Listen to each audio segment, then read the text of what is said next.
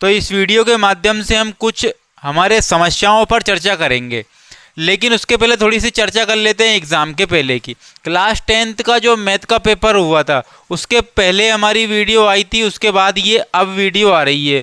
इसके पहले हमारी मुलाकात हुआ करती थी, लेकिन बहुत बीच में गैप हो चुका था, उसके बाद बीच में हमने बात नहीं की थी। लेकिन इस वीडियो के माध्यम से हम बहुत बढ़िया बेहतरीन और समस्याओं पर चर्चा करेंगे, और 2025 और 26 का जो सिलेबस रहेगा उसके अकॉर्डिंग हम समस्याओं, सबसे पहले अभी गर्मी का सीज़न चल रहा है और आप भी घर पे बैठे होंगे और इसके बाद आपका कोई क्लास का प्रेशर भी नहीं होगा, तो अभी बिल्कुल खाली समय है आपके पास। तो हम इस खाली समय में क्या करने वाले हैं, खाली समय में हम जो भी आपको गणित में, मैथ में समस्याएं जिन जिन टॉपिक में आती थी, तो उन टॉपिक को मैंने यहाँ पर लिख लिया है और उन टॉपिक को एक एक करके हम समझते चलेंगे, एक एक क्वेश्चन बारीकी से समझेंगे, ताकि आपका जो आपका जो क्लास जुलाई से स्टार्ट होगी, जुलाई से आप पढ़ना चालू करोगे, तब तक हम इन समस्याओं वाले टॉपिक को समाप्त कर लेंगे और आपके दिमाग पे प्रेशर नहीं रहेगा गणित को लेकर के।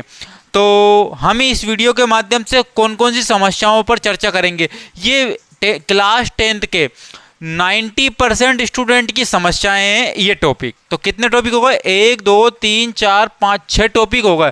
तो 6 टॉपिक है ना, दिमाग माथा खिसका देते हैं स्टूडेंट का। बहुत सारे स्टूडेंट, मैं ये नहीं कह रहा हूँ कि 100%, लेकिन 90% 90% विद्यार्थियों का ये माथा खा जाते हैं, दिमाग खा जाते हैं, बिल्कुल परेशान करके रख देते हैं। इनको कितनी बार पढ़ लेते हैं, लेकिन जब ये क्वेश्चन आते हैं एग्ज़ाम में तब नहीं बन पाते हैं।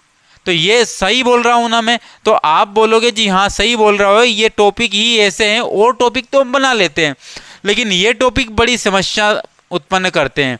तो इन समस्याओं को क्यों नहीं, हम अभी खाली समय बैठे हैं, अभी कोई पढ़ाई नहीं कर रहे हैं, बहुत सारे स्टूडेंट कर भी रहे होंगे, लेकिन जो नहीं कर रहे हैं ना, और जो कर रहे हैं उनके लिए भी ये बेस्ट अपॉर्चुनिटी है। तो इन 6 टॉपिक को हम कंप्लीट करेंगे इस गर्मी के सीजन में, और हम समस्याओं को अपनी मुट्ठी में कर लेंगे। तो जुलाई से जैसे ही आपका सिलेबस स्टार्ट होगा, तो उस समय इन 6 टॉपिक को हम फ्री कर लेंगे और आपकी समस्या का समाधान भी हो जाएगा। फिर आपके बचे कुछ चुनिंदा टॉपिक, वो आपको बिल्कुल बेहतरीन समझ में आएंगे, लेकिन इनको कई बार पढ़ने के बाद भी समझ में नहीं आ रहा होता है। ये इनकी रियलिटी है।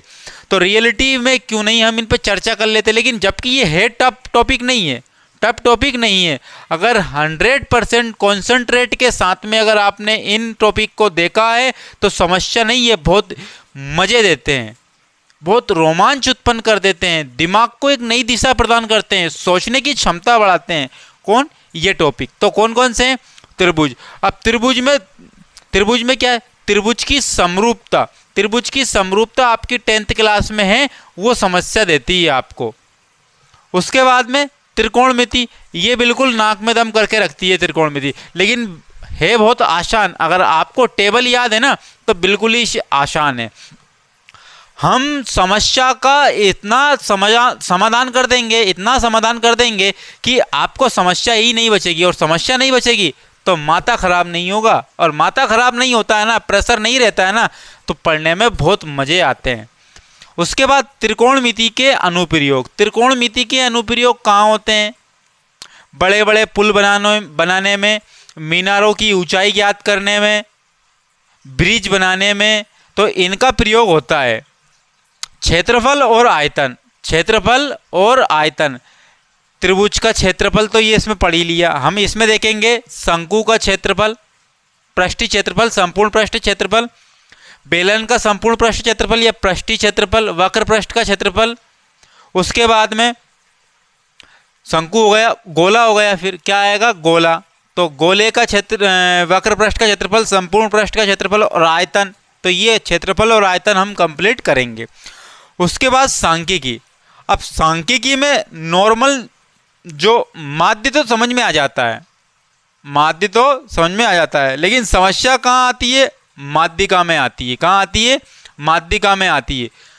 बहुलक भी समझ में आ जाता है, बहुलक भी समझ में आ जाता है, और माध्य भी समांतर विधि से करेंगे। तो समझ में आ जाता है। लेकिन माध्य भी बहुत दिमाग खराब कर देता है अगर लघु रीति विधि से कर देते हैं हम तो। और उसके बाद निर्देशांक ज्यामिति, अरे इस टॉपिक ने तो इतना दिमाग खराब करके रखा है स्टूडेंटों का आउटपुट जब आता है कि ये टॉपिक बहुत दिमाग खराब कर रहा है। लेकिन दिमाग खराब क्या कर रहा है? दिमाग खराब इसलिए कर रहा है कि इसमें जो है दिमाग लगाने की आवश्यकता होती है, एक्स्ट्रा दिमाग चलाने की आवश्यकता होती है। और जबकि ये टॉपिक जो है ना मैंने लिखे हैं, ये सारे के सारे टॉपिक बहुत आसान है, सिर्फ और सिर्फ अगर इनकी प्रॉपर्टी समझ ली जाए तो, इनकी प्रॉपर्टी समझ ली जाए तो आप मुझे बताइए कि कुछ क्वेश्चन क्षेत्रफल और आयतन के तो हम समझेंगे, लेकिन आप मुझे कमेंट्स में बताना कि इन टॉपिक में से आपको सबसे पहले कौन सा टॉपिक पढ़ना है। तो इन टॉपिक पे ही बात करेंगे सबसे पहले हम।